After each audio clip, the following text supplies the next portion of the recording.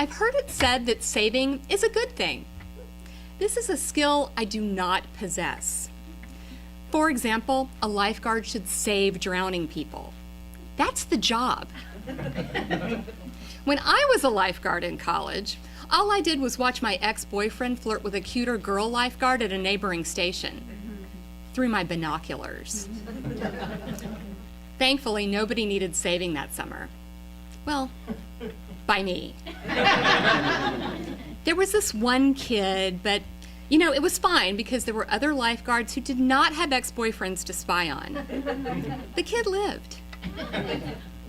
I've also heard it said that it's a loving gesture to save the last bite of cake for your husband.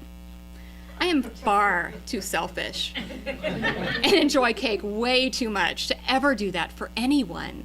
Forget the husband, not even for a starving orphan.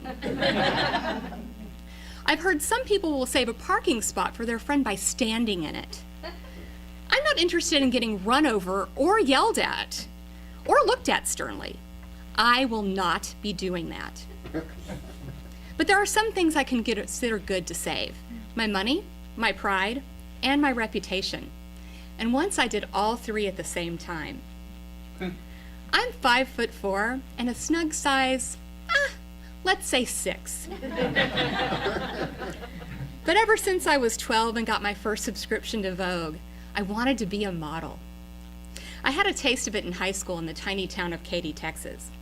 As a senior, I was second runner-up in the Katy Rice Harvest Festival beauty pageant.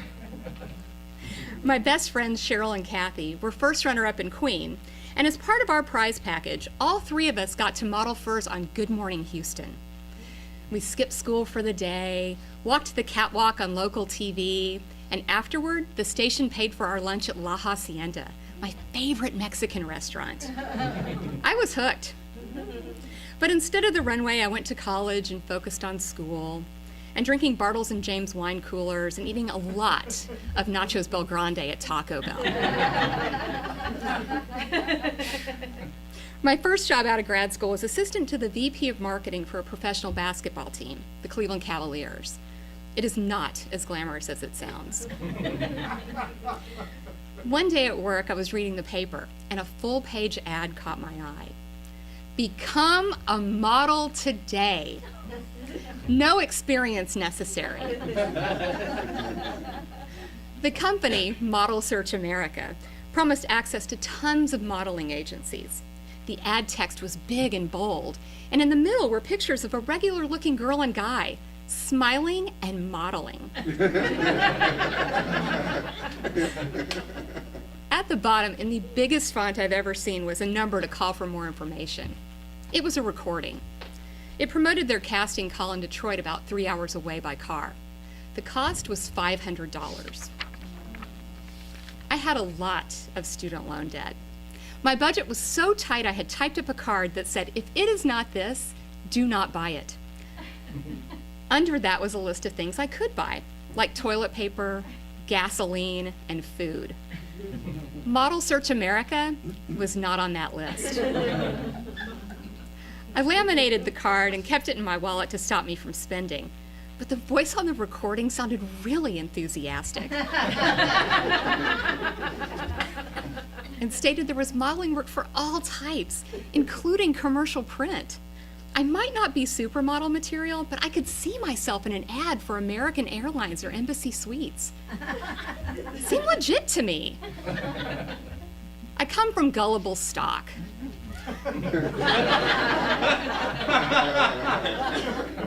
My grandfather had more entries from Publishers Clearinghouse filed away than income tax returns.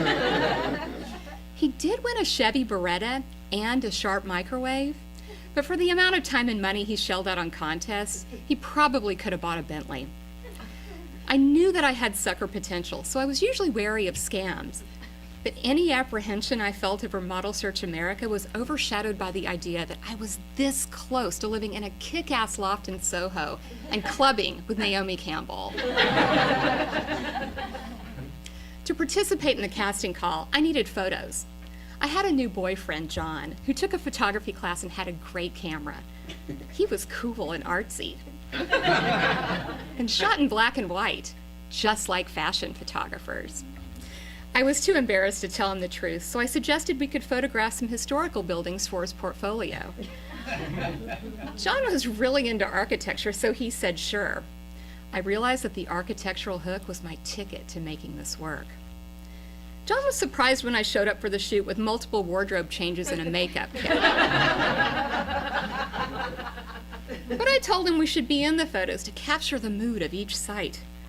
For every photo of John, there were 25 of me, pretending to focus on the architecture, but really making sure I got a good three-quarter shot.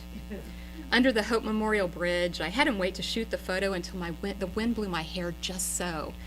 And when I posed in the doorway of St. Peter's Church and looked out towards Lake Erie, pensively, I made him focus in on my face. I felt guilty. John was very nice and looked like a combination of Harry Connick Jr. and Jason Priestley. How could I deceive someone that cute? I managed. I was scared to go to the casting call by myself. It was at the Renaissance Center in downtown Detroit, which at the time was a wasteland.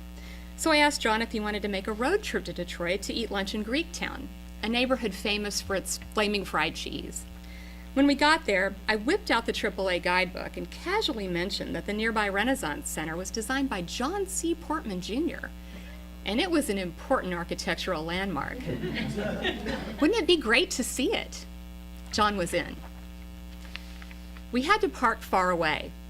It was cold and scary, so we walked fast. As we neared the Renaissance Center, I saw the plastic Model Search America banner hanging across the entrance. It was 30 feet wide and dingy white with faded red letters. There was a tear in the bottom, as if it had been used a lot. Then I saw the gullible moms who came from God knows where, paying their hard-earned money to drag their blank-faced daughters into the slaughter. Some looked like olive oil. Others, JonBenet Ramsey. No Christy Turlingtons. I thought of the $500 in my wallet next to my laminated card. John pointed to the sign and laughed. I turned red, ran to the bathroom, sat down on the floor and cried. I was my grandfather's granddaughter.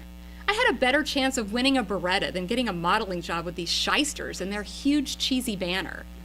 Why was I freezing my ass off in downtown Detroit for this? My mother had died of cancer when I was 10. She was just 34.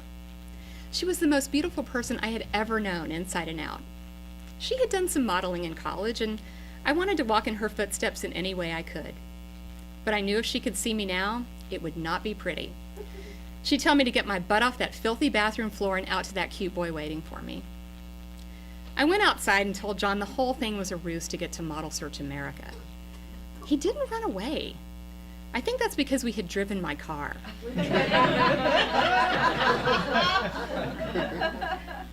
Also, he was hungry and really wanted to eat lunch in Greektown. So did I, and that's what we did next.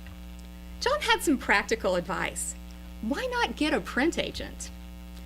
I did, and my picture ended up on an HP printer cartridge and a Metro billboard. So I can say I had a modeling career. And John stuck around for all of it. We've been together ever since. 23 years later, he's my husband. Of course, he knows now that I'm a complete dumbass and that I will never save cake for him. But there's not really much he can do about it. That day, I saved myself from losing some pretty important things. My money, my pride, my reputation, and my relationship. I am a pretty skilled saver after all. But never, never ask me if I will save you a parking spot. It's just not happening.